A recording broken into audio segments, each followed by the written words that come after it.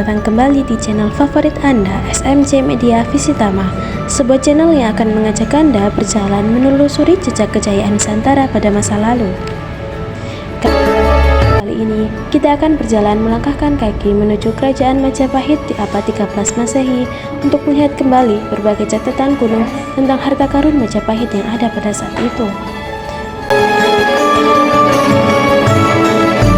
Sebagai salah satu kerajaan besar di Nusantara, Majapahit banyak meninggalkan warisan berupa peradaban dan sejumlah artefak bersejarah yang tak ternilai harganya. Sebenarnya, sangat banyak artefak dan benda-benda peninggalan bersejarah lainnya yang dimiliki oleh berbagai kerajaan di penjuru Nusantara.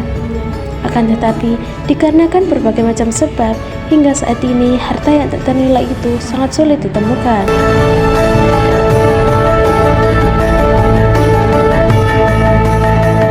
Berbagai faktor penyebabnya, antara lain adalah karena bencana alam, peperangan, bahkan banyak di antaranya yang dijarah oleh bangsa asing yang terjadi selama masa penjajahan. Hingga saat ini, di antara artefak dan benda-benda bersejarah yang masih tersisa itu, sebagian besar justru berada di luar negeri. Pada masa lalu, Majapahit juga disebut-sebut sebagai kerajaan besar yang bergelimang emas. Di antara tradisi pemanfaatan emas di Majapahit, antara lain adalah penggunaan emas sebagai simbol kemewahan, status sosial, dan kejayaan. Emas juga digunakan sebagai kelengkapan dalam berbagai perayaan dan upacara adat. Emas juga menjadi standar mata uang dunia perdagangan Majapahit. Selain itu, juga digunakan dalam berbagai jenis perhiasan dan aksesoris sebagai barang penunjuk kerajaan serta bangsa istana.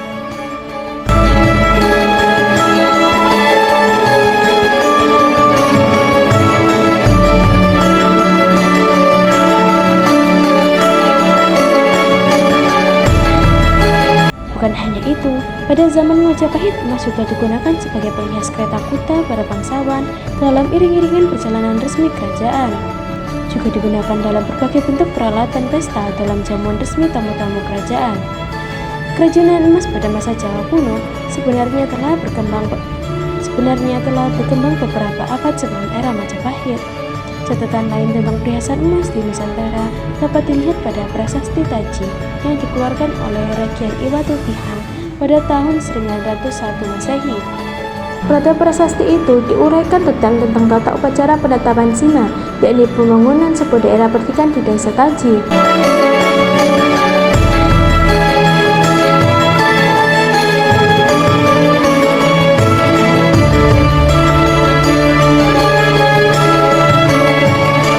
Pada era Majapahit, juga banyak ditemukan catatan dalam prasasti tentang fungsi perhiasan emas sebagai salah satu kelengkapan dalam upacara penetapan Sima. Pada prasasti itu, juga diuraikan detail tentang tata upacara penetapan Sima, yakni penetapan sebuah desa yang mendapat hak-hak istimewa berupa penghapusan pajak dari kerajaan. Pada prasasti era Majapahit juga disebutkan detail hadiah-hadiah dan persembahan yang diberikan pada saat diadakan upacara adat, di antaranya adalah pakaian dan perhiasan emas.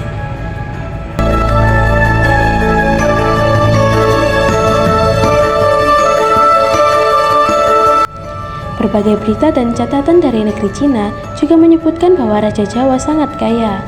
Raja memakai pakaian yang ditenun dengan benang emas, perhiasan emas, dan senjata berupa keris yang pegangannya terbuat dari emas. Di dalam berita itu juga disebutkan bahwa utusan Majapahit mendatangi Cina dengan membawa upeti senilai 60.000 tahil emas. Di dalam desa Warnana, atau yang lebih populer dengan nama Kitab Negara Kartagama, Empu Prapanca menjelaskan jika Raja Hayam Wuruk memiliki emas dalam jumlah yang sangat besar. Hingga kereta kerajaan pada masa kekuasaan Raja Hayam Wuruk berhiaskan emas dan permata. Bahkan dalam sebuah upacara agung, Raja memakai tanduk khusus yang dihiasi perhiasan dan permata.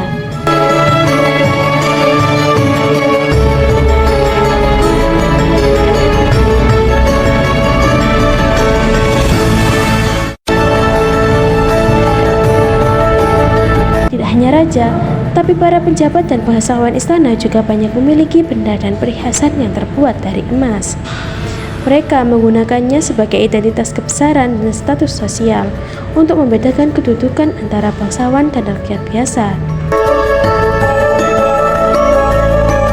Dari berbagai catatan tentang Majapahit, terdapat satu catatan yang paling menarik di antara banyak catatan yang ada, yakni sebuah catatan dari seorang pendeta Italia yang bernama Odorico de Pordenone. Catatan perjalanannya ditulis pada buku Eve Agiti Franz Odorico oleh James Deras.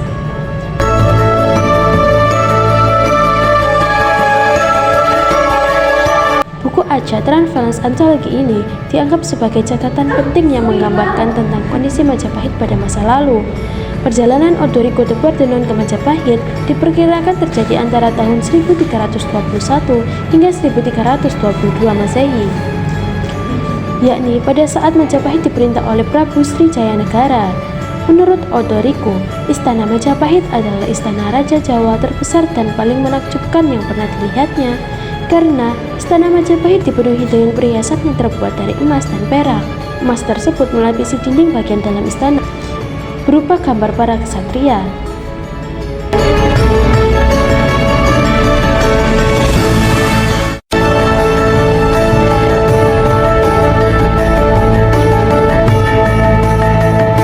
Relief-relief ksatria itu bermahkota indah dan dihiasi beragam jenis batu mulia. Odorico juga mencatat bahwa bagian lantai istana dihiasi oleh lempeng kotak dari emas dan perak yang disusun berselang-seling. Informasi dari Odorico de Pordenone ini seperti menegaskan kebenaran catatan Empu Prapanca dalam kitab Negara Kertagama yang ditulis pada bait ke-83, menyebutkan bahwa Jawa dan Jambudwipa sebagai negeri terkaya dan termakmur pada masa itu. Keberadaan perhiasan emas Majapahit juga dicatat dalam berbagai jinayik Yaseng lain ditulis oleh Mahuan, yakni seorang penerjemah yang ikut dalam ekspedisi yang dipimpin Laksamana Cheng Hao dari dinasti Ming.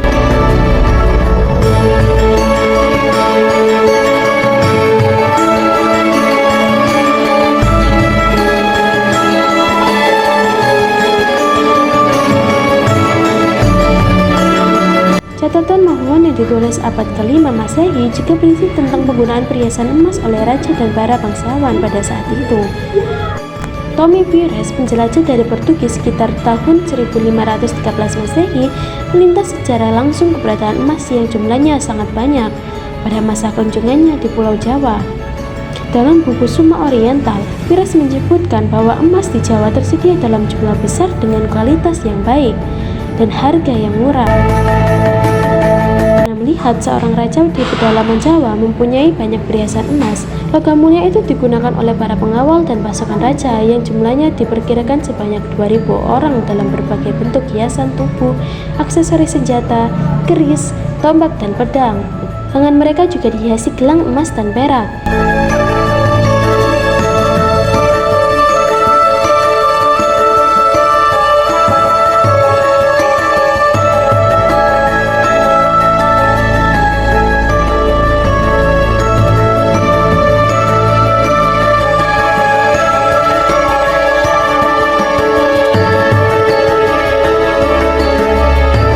Semenjak runtuhnya Majapahit, mulai dimasuki pendatang asing dari Eropa, dan inilah episode paling kelam di negeri ini yang dinamakan sebagai era penjajahan kolonialisme.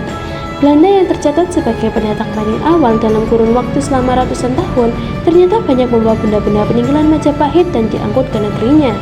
Bukan hanya Belanda, berbagai benda berharga warisan dari kerajaan Majapahit itu dibawa ke negara-negara Eropa hingga saat ini tersimpan di museum-museum terkenal atau berada di tangan para kolektor pribadi. Meskipun keberadaan emas berlimpah, tetapi Jawa bukanlah pulau penghasil logam mulia ini. Untuk memenuhi kebutuhan emas yang begitu tinggi, para penguasa Jawa mendapatkannya dari pulau lain. Mereka melakukan transaksi jual beli dengan para saudagar serta kerajaan dari luar pulau Jawa. Emas juga didapatkan dari simpanan dan peninggalan dari era kerajaan sebelumnya. Perhiasan emas pada masa Majapahit dan Jawa kuno dibuat oleh seorang pandai mas atau pandai mas, yakni bagian dari masyarakat yang berprofesi sebagai pengrajin yang khusus membuat barang-barang berbahan dasar logam emas, baik sebagai perhiasan atau digunakan dalam perlengkapan upacara ritual. Para pandai mas ini mewariskan keahliannya secara turun-temurun. Mereka menerima pesan dari orang lain secara pribadi para bangsawan maupun pesanan resmi dari kerajaan. Mereka mendapatkan tempat terhormat di masyarakat, tetapi juga membuat kerajinan untuk kerajaan. Maka pekerjaan mereka dianggap sebagai upeti sehingga tidak dibayar. Mereka juga dianggap sebagai warga Ijero yang berarti sebagai abdi dalam di lingkungan keraton. Bahkan disebut dalam kitab Tangtu Pangelaran bahwa Pandai Emas adalah titisan dari Hang Mahadewa yang mengajarkan kepada manusia cara membuat barang perhiasan dan upacara ritual.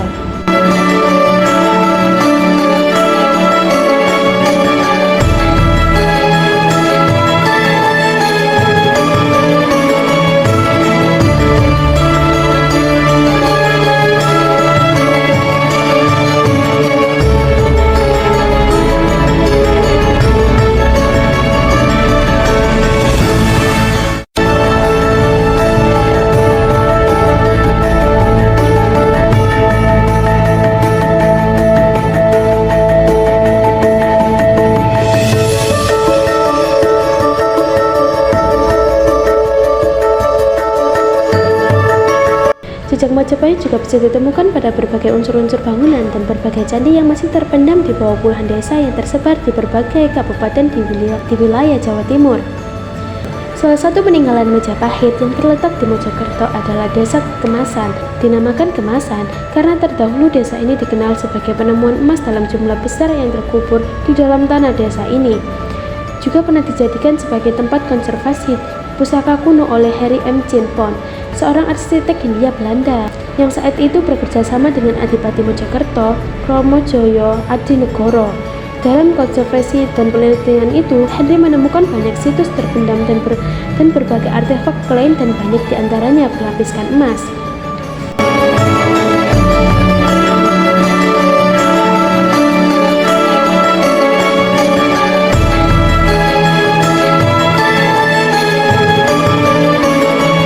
Pada saat Jepang mulai memasuki Indonesia, Henry M. Chinpon ditangkap dan terjadilah ekspoliasi emas secara besar-besaran di Desa Kemasan.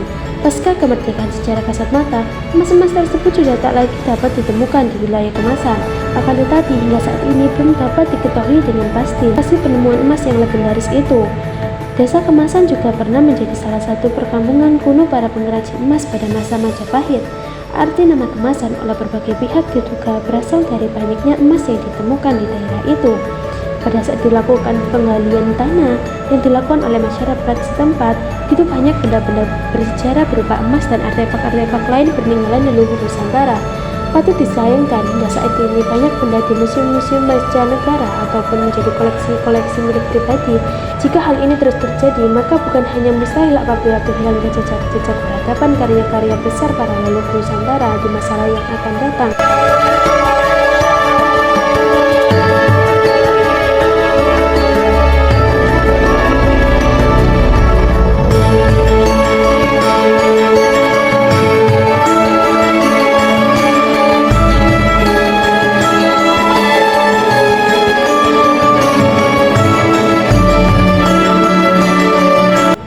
Jika Anda berkenan dengan video ini, silahkan tekan tombol like dan subscribe.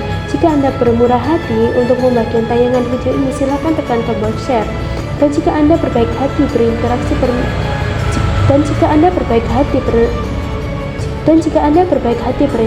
bermisal di channel ini, silahkan tulis di kolom komentar. Saksikan informasi lainnya dan tayangan edukasi sejarah hanya di channel SMC Media Visitama YouTube channel.